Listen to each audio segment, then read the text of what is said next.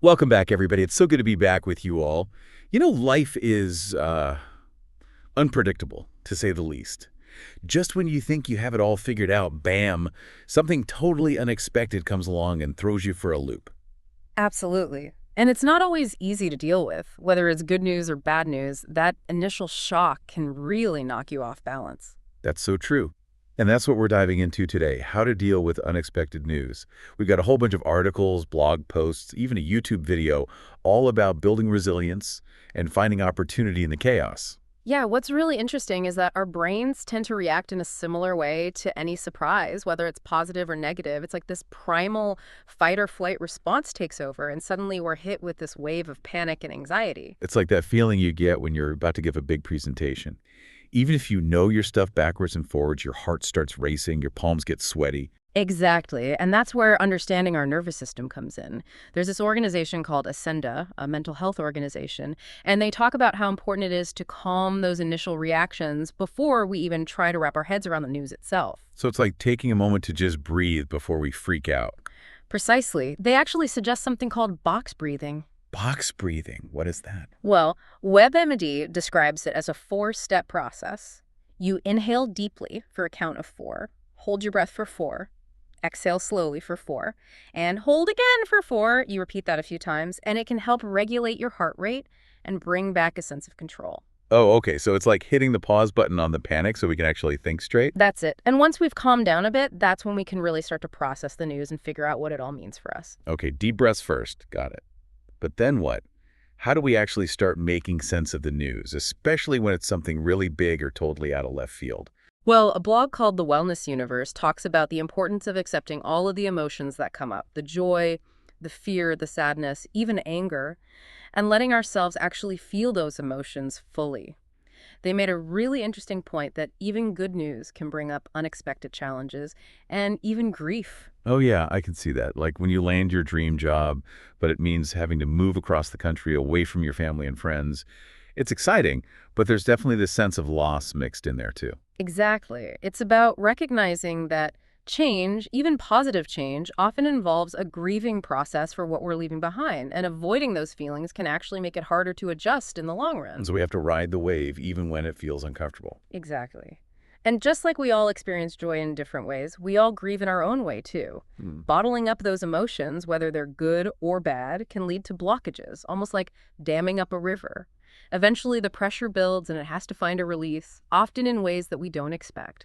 Okay, deep breaths, ride the wave, don't bottle things up. Got it. But what about that feeling of being totally overwhelmed? Like when something bad happens and your mind just spirals into this black hole of what ifs and worst case scenarios. Well, that's where gaining perspective becomes absolutely critical. Several of the sources we're looking at emphasize avoiding what they call catastrophizing.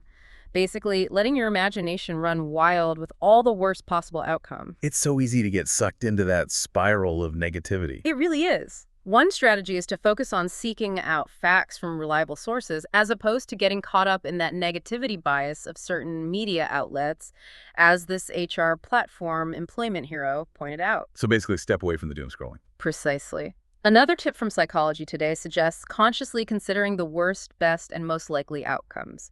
It can help us see things a little more realistically and prevent our minds from jumping to those extreme conclusions. That's actually really helpful. But even when we can gain some perspective, there's still that feeling of powerlessness. Like when something happens that's completely out of our control and it feels like the universe is just against us. You know what? That's completely understandable, but it's actually where things can get really empowering. There's this concept in Stoic philosophy called premeditatio malorum, which sounds a bit intimidating, but it's essentially about mentally preparing for potential setbacks. Wait, so we should be spending time thinking about all the bad things that could happen. Isn't that kind of counterproductive?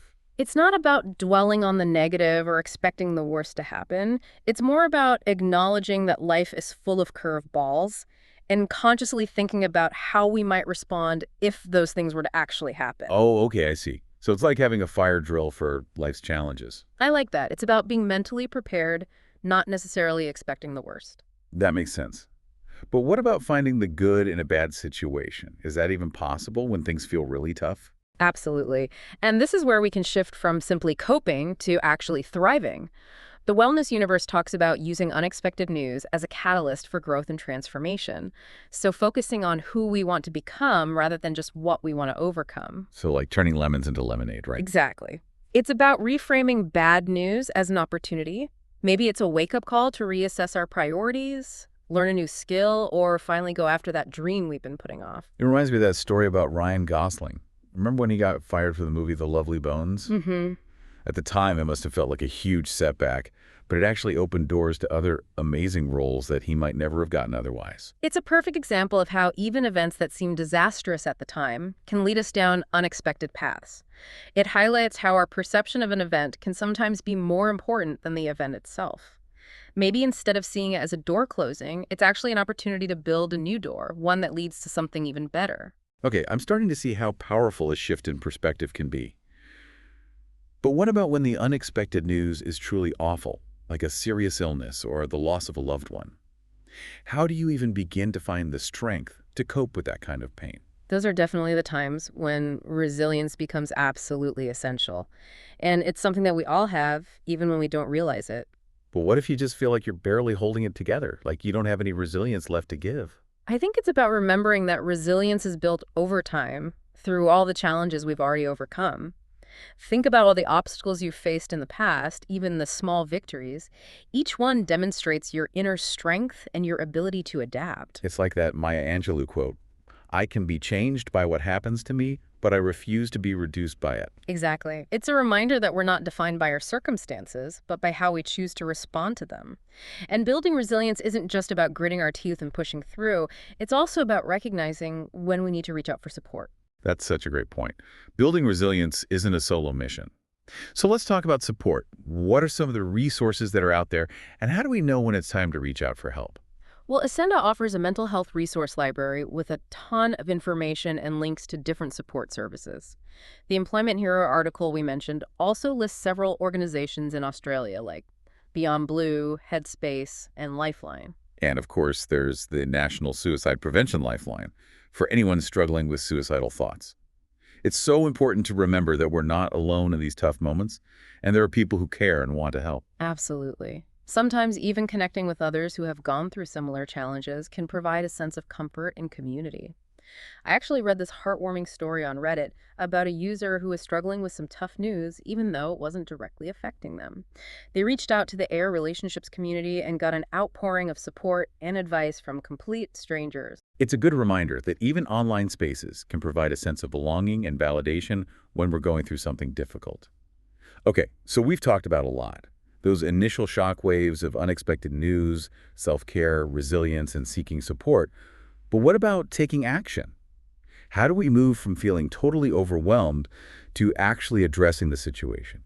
That's where focusing on what we can control comes in. A YouTube video called Let's Talk About Mental Health emphasizes that while we can't control external events or other people, we can control our own actions and reactions. It's about taking ownership rather than feeling like a victim of our circumstances. Exactly. And taking action often starts with self-care. That Psychology Today article we mentioned earlier highlighted the importance of getting enough sleep, exercising regularly, and doing things that boost our endorphins. It's all about giving ourselves the physical and mental resources to tackle the challenge. It's like putting on your own oxygen mask first before helping others. Perfect analogy. And when it comes to replenishing our energy and staying grounded, especially during chaotic times, calming activities can be incredibly helpful. Like what? Give me some examples. Well, the article, What to Do When the News is Overwhelming, suggests techniques like deep breathing, meditation, and even singing to activate the vagus nerve. Singing? Really? It might sound surprising, but it actually helps regulate our breathing and can be a great way to process emotions. So self-care, calming activities, focusing on what we can control, all good stuff. But what about taking concrete steps to address the situation itself? Where do we even begin when it feels like everything's up in the air? It's definitely important to take action, but avoid those rash decisions fueled by fear or panic. So thoughtful action, not just reaction. Exactly. The article on coping with bad news recommends gathering information, seeking advice from trusted sources, and developing a plan based on our own unique circumstances. It's all about moving forward with intention, not just reacting from a place of overwhelm. That makes sense. So it's about reclaiming our agency, even when things feel totally out of control. Exactly. And remember, this isn't about pretending everything is fine or minimizing the challenges we're facing. It's about acknowledging the difficulties while choosing to focus on what we can control and how we can respond in a way that aligns with our values and goals. It reminds me of Joe Pardavila. He's a podcaster and writer who talked about using Stoic principles to navigate an unexpected job loss. He really found the good amidst the bad and used the experience as a launching pad for new opportunities. That's a powerful example of how we can choose to see setbacks not as defeats, but as opportunities for growth and transformation. And it emphasizes the importance of having some sort of framework, whether it's stoicism or something else, to guide us through those difficult moments. It's like having a roadmap, even when you're venturing into uncharted territory. That's a great way to put it. So I think this has been a really insightful exploration of how we can navigate the unexpected. Absolutely. We've covered so much ground, from those initial shock waves to self-care, resilience, and seeking support. And we've touched on some really practical tools for taking action and moving forward with intention. And we've got so much more to uncover. I'm ready for the next part of the journey. But before we go any further, let's take a moment to absorb everything we've talked about so far. A perfect time to pause, take a deep breath, maybe try that box breathing we talked about. Great idea. We'll be back in a jiffy to continue our deep dive into navigating the unexpected. You know, it's funny how a lot of these strategies for handling unexpected stuff in our personal lives, they kind of apply to how we take in news and information in general. Oh, that's a good point. Especially now when we're constantly bombarded with news from everywhere. Social media, the news is on 24/7. It can be overwhelming. Yeah, it is. And it's not just about limiting how much we see, but also being aware of where we're getting our information from. Remember how Employment Hero mentioned that negativity bias in the media?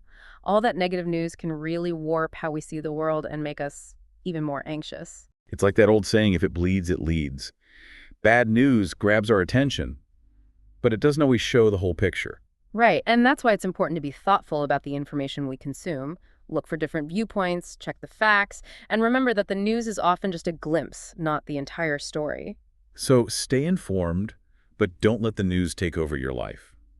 Find that balance between knowing what's going on and protecting your mental health. Couldn't have said it better myself. Now, switching gears for a sec, I'm curious about how these ideas work when you get unexpected news at work.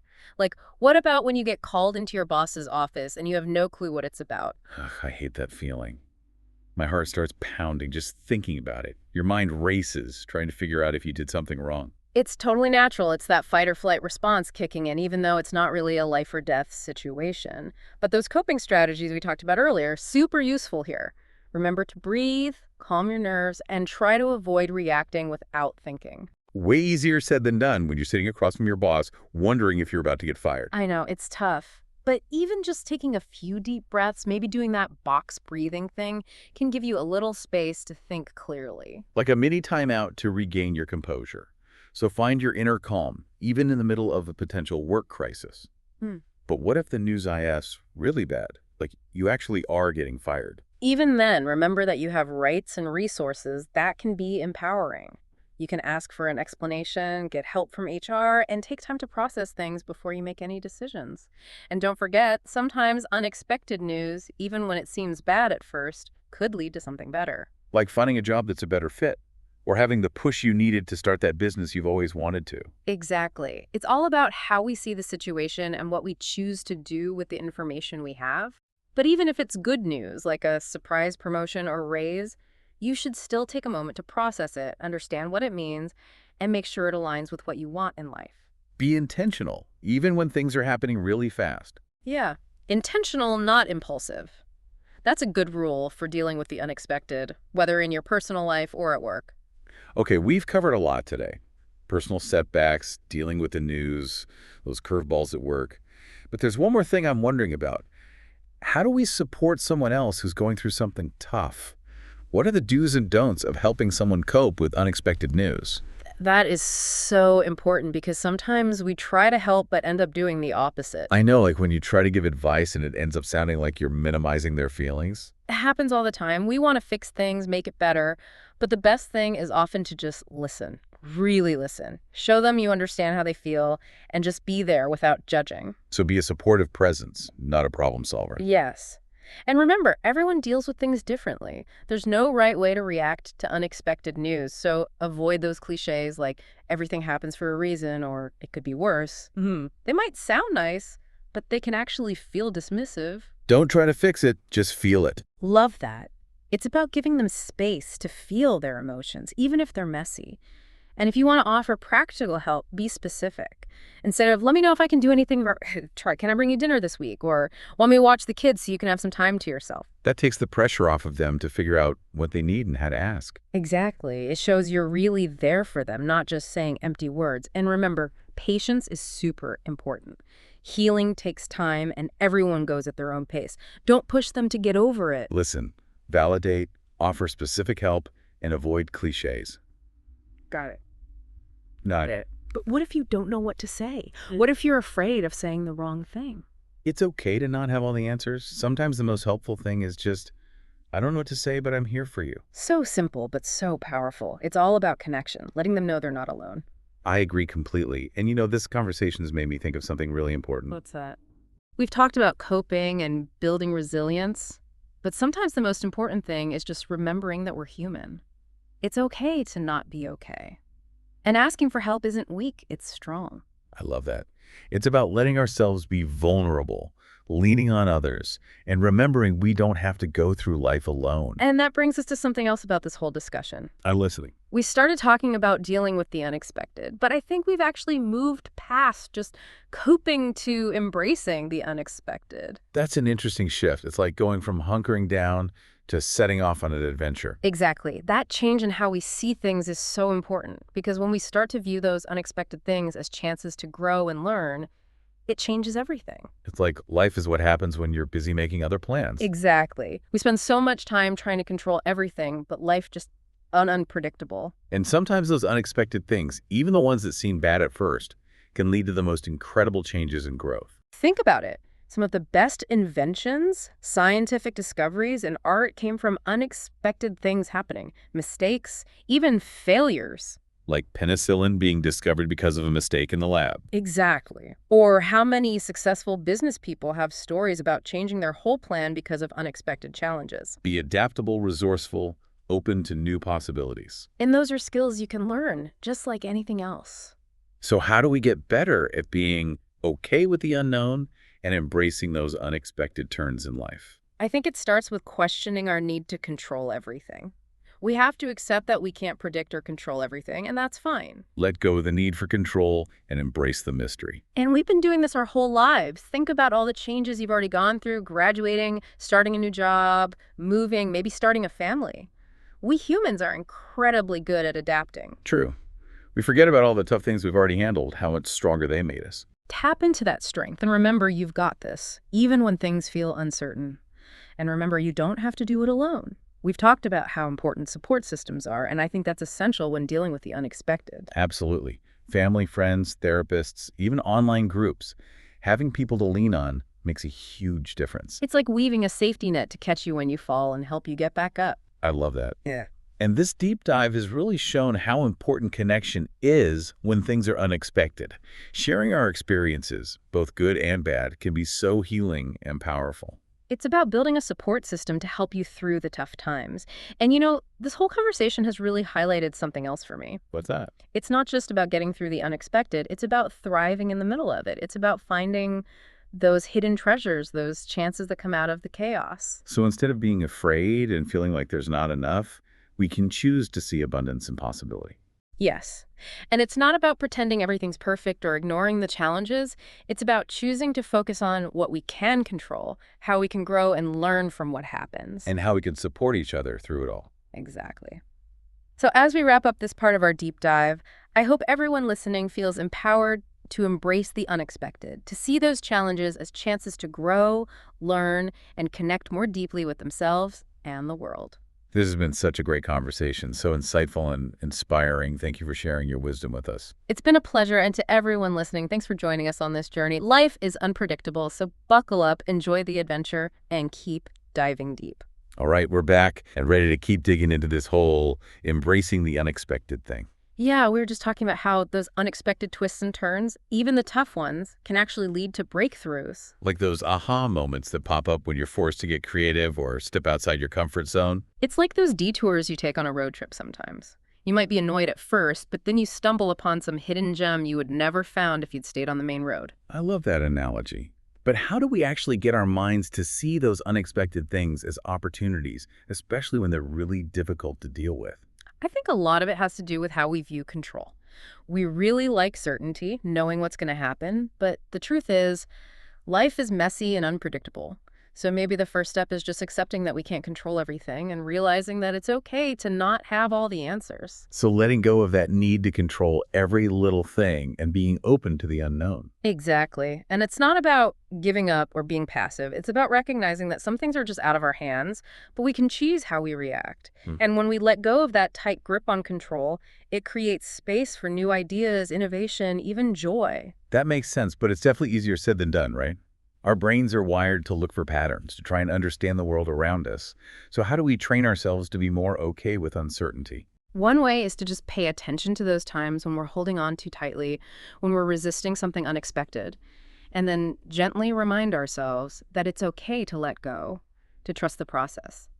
Another helpful thing is to think back on all those times in our lives when we've gone through big changes, like graduating, starting a new job, moving to a new place.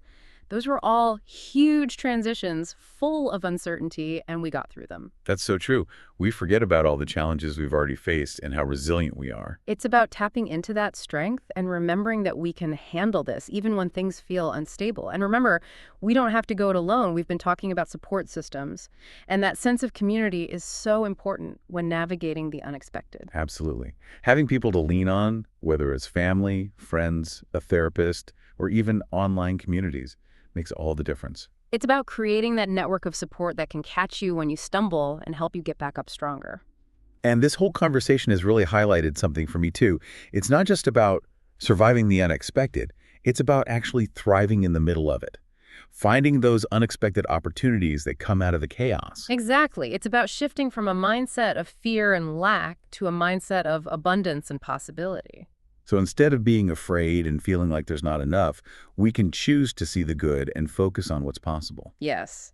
And it's not about pretending everything is perfect or ignoring the challenges. It's about choosing to focus on what we can control, on how we can grow and learn from these experiences. And how we can support each other through it all. Exactly. So, as we wrap up the step dive, I hope everyone listening feels empowered to embrace the unexpected, to see those curveballs as invitations to grow, to learn, and to connect more deeply with themselves and the world. This has been such an insightful and inspiring conversation. Thank you so much for sharing your wisdom with us. It's been my pleasure. And to all our listeners, thank you for joining us on this journey. Remember, life is a wild ride full of unexpected twists and turns, so buckle up, enjoy the adventure, and keep diving deep. And we'll be here to guide you along the way. Until next time, stay curious and keep exploring.